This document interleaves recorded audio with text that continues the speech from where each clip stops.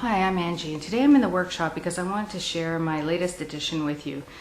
I've purchased the Gracie Queen frame from the Grace Company, which is a quilt frame that works with your domestic home sewing machine. I've written about this setup on my blog, overthekitchencounter.com, but I thought I would share this with my YouTube viewers and those people interested in getting a Grace frame for themselves. This frame is a queen frame, and you can purchase an optional king extension, which would bring it to about 12 feet and allow you to do a king size quilt. Because of the limitations of the space in this room, I just wanted to keep it at the 8 to 9 feet, which is the queen frame.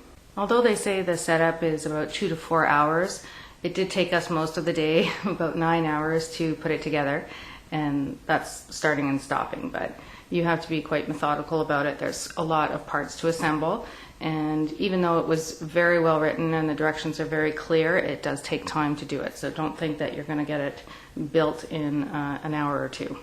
This works very much like a long arm setup in that there are rollers that you roll the quilt back and top onto and then feed the batting in between, and it helps keep the quilt spread out on the rollers in a taut tension so that you can move your machine over it and quilt that way, rather than doing free motion quilting in your home machine by pushing the fabric under the needle with your hands.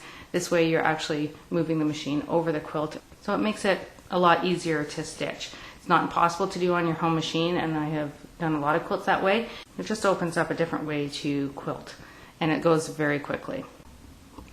So when I purchased the Grace frame, I originally intended to use it with my Janome1600. Because that machine has a large 11-inch throat space, I thought it would be ideal, and it would be a nice compromise from a long arm, which the smallest is about 18 inches.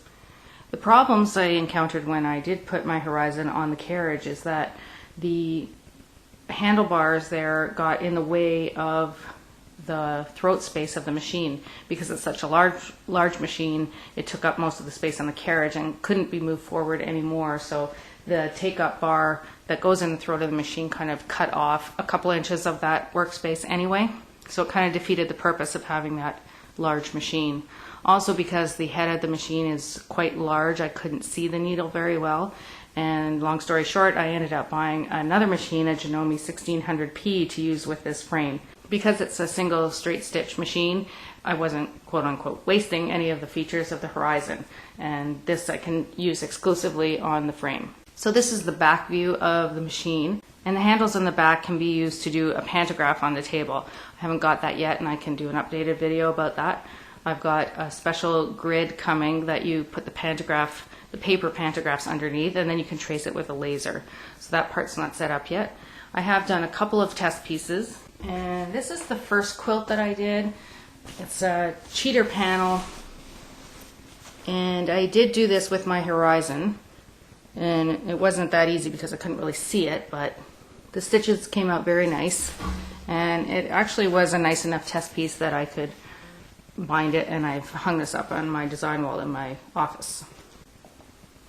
As you can see, I've got a quilt loaded up now and I'm working on it. This is also another cheater panel. I just wanted to be able to practice first before I actually try a real quilt.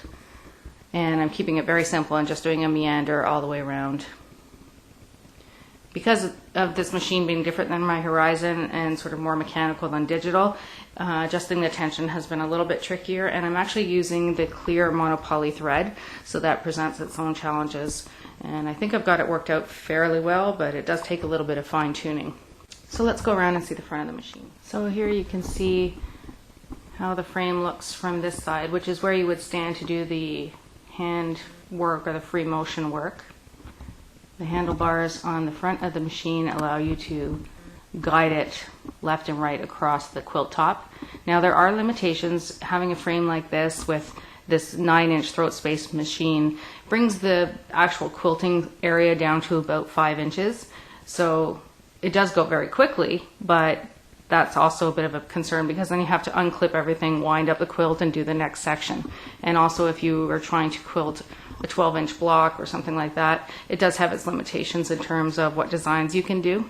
It's very easy to do an overall meander or stipple stitch, and until I get really comfortable with all the processes of using the quilt frame, I won't go on to do some more creative work. I'll have to play a little bit and practice, of course. So this is where you'd actually stand to use the machine and hold these handlebars like this to glide the machine. I will say that the carriage on the Grace frame is beautiful. It's very smooth.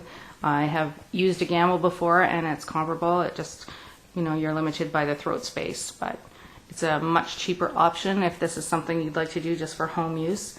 I think it was a really good compromise because the Gamble True Long Arm was quite an investment and I wasn't quite ready to give up the space or the money to do that. So this is a nice way I can get the same experience of long arm with just using the Grace frame and a domestic sewing machine. As you can see, the visibility is quite good to the needle, and this little controller here is what you use to run the machine instead of using a foot pedal either on the floor or somehow rigged up to the top of the machine. So you can run it in a constant on-off mode, which is great if you're just doing a meander, but I discovered if you want to actually start and stop, you have to press and hold the pulse button, and that gives you a lot more control when you're sewing. And you can also vary the speed as well. And I bought the optional gooseneck lamp, which is very, very good, and I would highly recommend that. It just lights up the whole area. If you have to change the needle or change the bobbin on your machine, you should really turn it off, and of course that would turn off the lights that are part of the machine, so then it gets kind of dark. So it's nice to have this and be able to point it wherever you need it.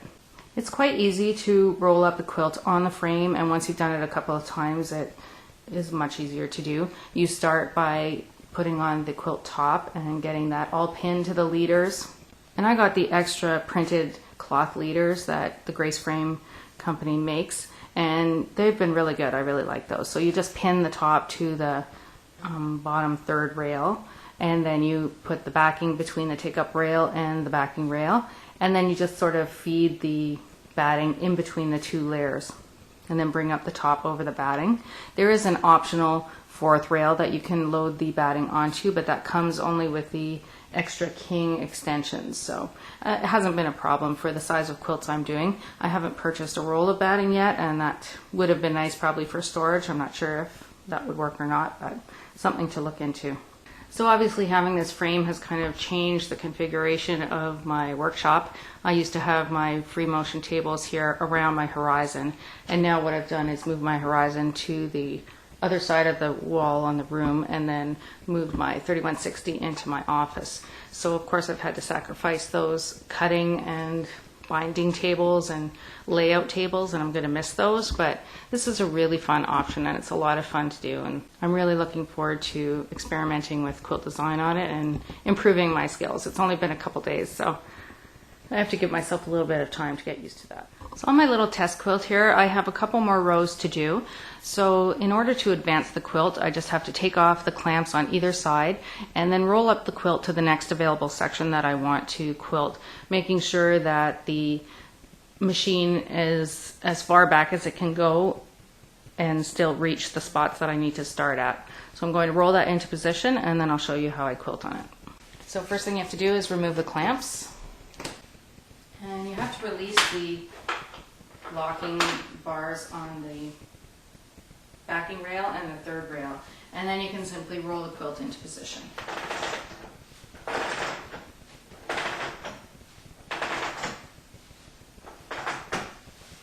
I want to make sure that I can reach the spots I need to reach. I haven't gone too far. That looks fine. You also want to make sure as you roll the quilt up that you still have room underneath for about a hand's width between the bed of the machine and your quilt. Because as you roll up your quilt, it's going to get tighter on that take-up rail. You want to make sure the machine can move freely, and it does, so that's fine. Once that's in position, I can put the locks back on. I can bring the machine down into position. I like to quilt from left to right. And of course you have to remember to put your clamps back on.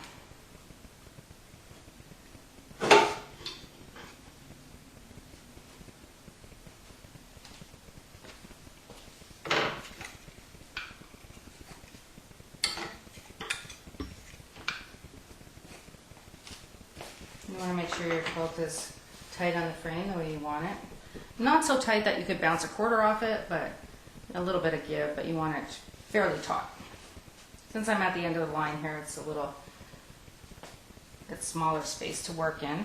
So what I like to do is get the machine kind of in the furthest left-hand point. Make sure it's on. And I drop the needle and bring it up again to pull up the bobbin thread.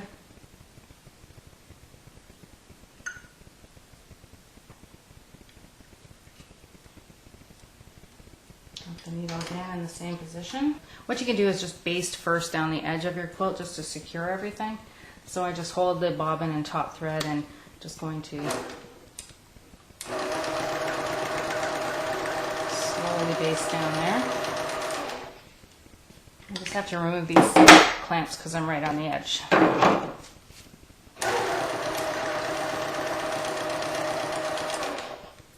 Okay, and once that's ready to go, I can either press on and off to get the machine running and start my meander, or I like to hold the pulse control with my thumb and then just let it go as I need to, so I have a little bit more control. I'm just going to start meandering. I'm just going to hold this with my hand because I don't have my clamps on. And as soon as I let go of the pulse, then the machine stops, which is great. So I'm just going to put my clamps back on now and trim those threads that I pulled up just so they don't get in the way. And I can continue.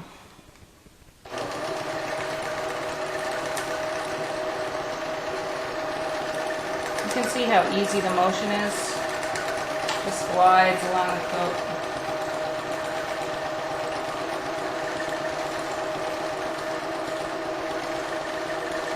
You can see these stitches. And it goes very fast. You can get across this size quilt in no time. It's time to roll up the quilt and do the next section.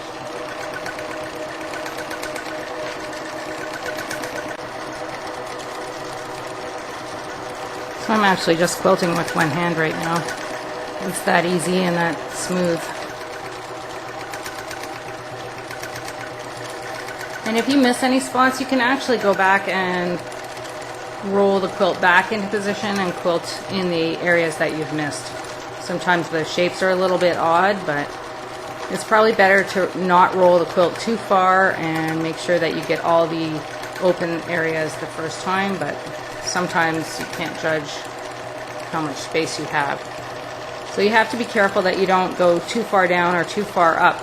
If the throat space hits the take-up bar, then you can't finish your curve in your quilting and you get kind of a straight line. So you just have to be aware of that. So you can see that took no time at all to get across the entire quilt, quilting a 5-inch area. So that's it. I can take off the clamps, roll the quilt again, and just finish it off, and this little test quilt is done. Okay, so now I'm ready to quilt the last row of the little test quilt. Now I'm no expert and I'm new at this, so this is just the way I've started doing it, and I'm sure I'll improve as I go along and we'll learn a lot more. I just wanted to share this in case you were interested in this kind of setup and wanted to get a true opinion of what it's like. I really like it, but it just didn't work with my Janome Horizon, but I'm really happy with the 1600P. It seems to be working very well. And now that the quilt is all finished, I can simply unpin it. One good tip I learned is when you pin it to have the ones going to the right pinning to the right and the ones to the left pinning to the left. It's a little awkward for your non-dominant hand, but that way when you're smoothing out the quilt like this from the center, you don't accidentally prick yourself with the pins. One of these magnetic pin holder dishes is excellent for taking your pins off. So that's that done. And here's the second layer of pins. It's a lot faster taking the pins out than putting them in. And then you get the big reveal, the excitement of seeing what the quilt looks like. So now I just have to unroll the quilt and see how it looks. You can find more information on my blog at overthekitchencounter.com. And if you have any questions, please message me or leave a comment and I'd be happy to answer them for you. So thanks for watching, and I hope you've enjoyed this overview of the Gracie Queen frame with the Janome 1600P sewing machine. It's a lot of fun to quilt this way.